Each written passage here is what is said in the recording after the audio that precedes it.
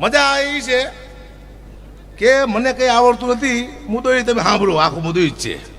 મારો દીકરો હારે બેટા આય, આ તો બધા આપણા અંદાજ કહેવાય. જો દર્શન કરી લે, આટલું બધું પબ્લિક બેઠું છે. આ જો આ છે તો આપણે છીએ બેટા, આ નથી તો આપણે નથી. ધંધો છે, આ બધું કરવું પડશે મારા દીકરા, અને શીખડાવવું પડે. હું આને ઘણા ટાઈમથી હારે લઈને ફરું છું, દુનિયા દેખાડું છું કે કેટલા સારું છે, કેટલા સારા છે, કેટલા બૂચ મારું બેટા તને દેખાડું દુનિયામાં. ધીમે ધીમે દેખાડતો જો. હે હા, હવન કરીને આવ્યો બિચારો, એક દી મારો હવન કરી નાખવાનો મને વિશ્વાસ છે. છોકરા સારા હોય ને તો કમાવાની જરૂર નથી, એની હાથે પેદા કરી લેશે, અને ખરાબ હોય ને તોય કમાવાની જરૂર નથી. પૂરું પૂરું કરી નાખ મારા દીકરા. કમાવાની એક બાજુ જરૂર છે જ નહીં, હું તમને કહું. સારા છે તો એ આપણું આગળ લઈ જાય, ખરાબ છે આપણું પૂરું કરી નાખશે. હા, કમાવાની જરૂર ક્યાં છે, પણ કમાવું પડશે, કમાવું પડશે. મુદ્દો એ છે કે જમાનો હોય કાળો નાગ તો હું પણ મદારી છું, ઉડતા પંખીને પાડું એવો હું શિકારી છું. બાદશાહ શું આખી આલમનો, માત્ર તમારી મીઠી નજરનો હું ભિખારી છું. બાર વિચાર તો કરો, કઈ નથી આવડતું, મારું હાલે છે. આ દુઃખની વાત છે. તમે સાંભળો છો તો હું હાલું છું, તમે જેથી બંધ કરો મારું પૂરું. મારે હાસ્યની વાતો કરવી છે. મને મારા જીવનમાં હમણાં એવા બનાવ બન્યા છે, મને ખબર નહીં પડતી શું થવા બેઠું. મારા મામા છે, હું નાનો હતો ને 2-3 વર્ષનો, તારે હું જરા શરીરમાં લોટકો હતો. હજી અત્યારે શું જ તે, પણ નાનો તારે બહુ લોટકો હતો હું. એટલે મારા મામા મને કહેતા, હું જઉં ને એટલે, આવ ઝાંખી આવ, મારો ઝાંખી આવ્યો, મારો ઝાંખી આવ્યો. એટલે હું રાજી થતો કે મને બોડીગાર્ડ કહેતા લાગે મારા મામાએ. હમણાં 6 મહિના પહેલાં ગયો તો મને કીધું, આવ ઝાંખી આવ, મારો ઝાંખી આવ્યો, મારો ઝાંખી આવ્યો. 15 દી પહેલા મેં વાંચ્યું કાગવાણીમાં, ઝાંખી એટલે રાક્ષસ થાય. બોલો,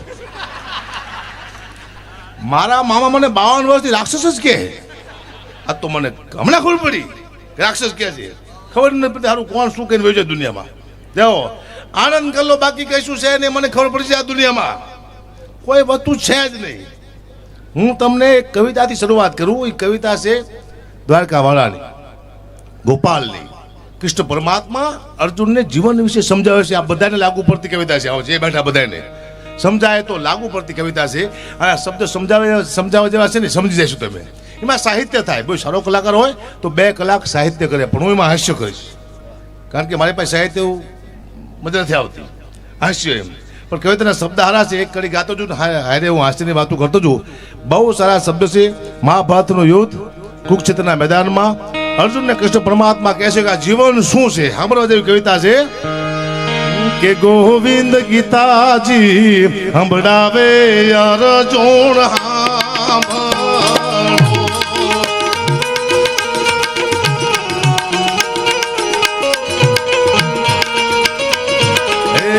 ગોવિંદ ગીતાજી સંભળાવે અર્જુન સાંભળો.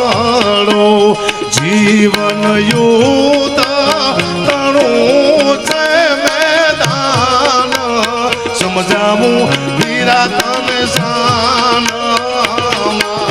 ગોવિંદ ગીતાજી સંભળાવે અર્જુન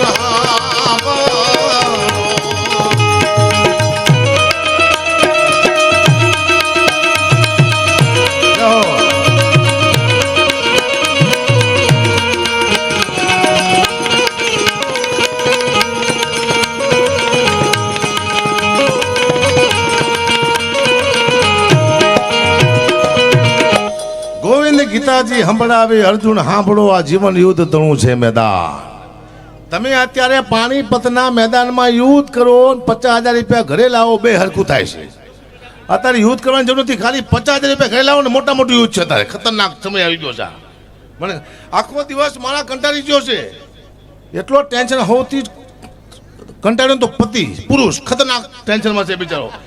એટલું કામ કરે છે પતિ, એક પુરુષ આખો દિવસ કામ કર્યા પછી એની માથે કેટલું દેણું છે, કોઈને ગાયું દીધી છે, ક્યાંથી વ્યાજવા લીધા છે, કોઈને માર્યું છે, એ પોતાની પત્નીને ખબર જ નથી. જેવો પતિ ઘરે આવે એટલે પતિ રાડ્યું પાડે છે.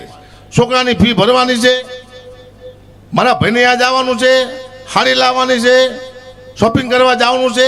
ઓલાનું મગજ ગાંડું થઈ જાય. કોનું? પતિનું. હું તો બધી બહેનોને કહું છું કે પતિ ઘરે આવે રાડ્યું નહીં પાડવાની. નોકરીથી આવડે શું કહેવાનું કે પધારો. બેસો, પછી પાણી આપવાનું, પછી પૂછવાનું તમને કોઈ માર્યા જ નથી ને? કે ના, તો ખાંડ લાવવાની છે. મારા કલેજા બહુ પતિ ખુશ થાય છે. હા, અદ્ભુત. આ તમે આ દુનિયામાં શું લેવા આવ્યા છો એ મને ખબર નથી, પણ મારી મને ખબર પડી ગઈ હું આ દુનિયામાં શું લેવા આવ્યો મને ખબર જ નથી. વિચાર તો કરો, 48 કલાકથી હજી મેં આંખ બંધ નથી કરી. આટલો ઉજાગરો છે, પણ તમારે કે લેવા દેવા નહીં ના, એ મારે બોલવું જ પડે, એ મારો વિષય છે. આટલા ઉજાગરા છે, આખો દી ડાયરા કરું છું, આખી રાત ડાયરા કરી, પૈસા આવ્યા ઘરે આપી આવું છું, વળી પાછો ડાયરામાં જાઉં છું, પૈસા આવ્યા ઘરે આપી આવું છું, વળી પાછો ડાયરામાં જાઉં છું, પૈસા આવ્યા ઘરે આપી આવું છું. હું તો ઘરે ખાતો જ નથી, બોલો, નથી ઘરે જતો. હું પૈસા શું લેવા પણ ખબર નથી પડતી.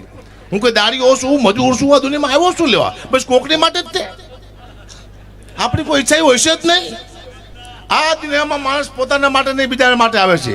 મા માટે, બાપ માટે, ભાઈ માટે, બહેન માટે, મિત્ર માટે પોતાની એક પણ ઈચ્છા પુરુષ પૂરી કરી શકતો નથી. ટ્રાય કરજો એકવાર કે આ ઈચ્છા છે મારી, ના પાછી કરી હતી, નહીં પૂરી થાય. ખતરનાક પાત્ર છે આપણા ઘરમાં. પત્ની એટલે જબરજસ્ત કારખાનું મારી નાખી ઉમાર્યું. મને ખબર પડી જાય છે, કંટાળી ગયો છું હું તે. હા, મજા કરી. તમે આગળ શું કીધું? કે આયા લડાયો ચાલે છે કામ ને ક્રોધની.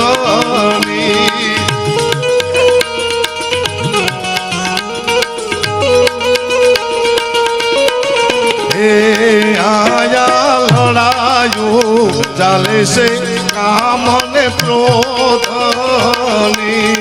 એને લડાવે છે મમતા ને સમજાવું નિરાતને સાનમાં.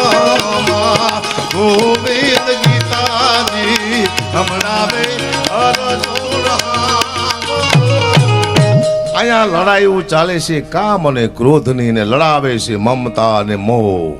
આ મારો દીકરો છે, આ મારો બાપ છે, આ મારી બેન છે, આ મારો ભાઈ છે, આ મારા કાકા છે. કોઈ કાકા છે જ નહીં દુનિયામાં, બધા પાકા જ છે મારા દીકરા.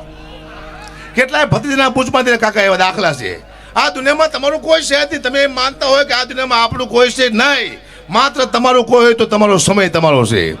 સમયથી ઉપર દુનિયામાં કોઈ વસ્તુ છે જ નહીં. સમય તમારી હારે હોય તો કાકા, સમય હારે હોય તો બાપ, સમય તમારી માં, સમય તમારો બાપ, સમય તમારો ભાઈ, સમય તમારો મિત્રો. એકવાર ટ્રાય કરજો. સમય ખરાબ આવે એટલે બાપ પણ ઘરની બહાર દીકરાને કાઢી મૂકે છે. સમયથી ઉપર કોઈ વસ્તુ છે જ નહીં. મુદ્દો શું છે? આ યુગ મસ્ત આવ્યો છે જીવા જેવો. તમે દાખલો આપો, એવો મસ્ત યુગ આવ્યો છે. આવો યુગ મેં ક્યાંય જોયો નથી. સતયુગ નથી જોયો, એમાંય શાંતિ નહોતી. દ્વાપર યુગમાં શાંતિ નહોતી, ત્રેતા યુગમાં શાંતિ નહોતી. આ સતયુગ હવે આવ્યો કળિયુગ. જો કેવી મજા આવે છે. સતયુગમાં કોઈ દુબઈ ગયું હતું નહીં, અત્યારે આપણે દુબઈ જઈશું.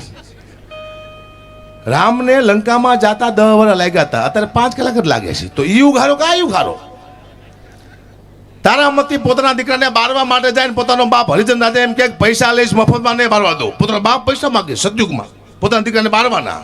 અત્યારે કોઈ એમ કે મારો બાપ મરી ગયો છે તો લોકો લાકડા લઈ આપે. તો યુગ હારો કા યુગ હારો?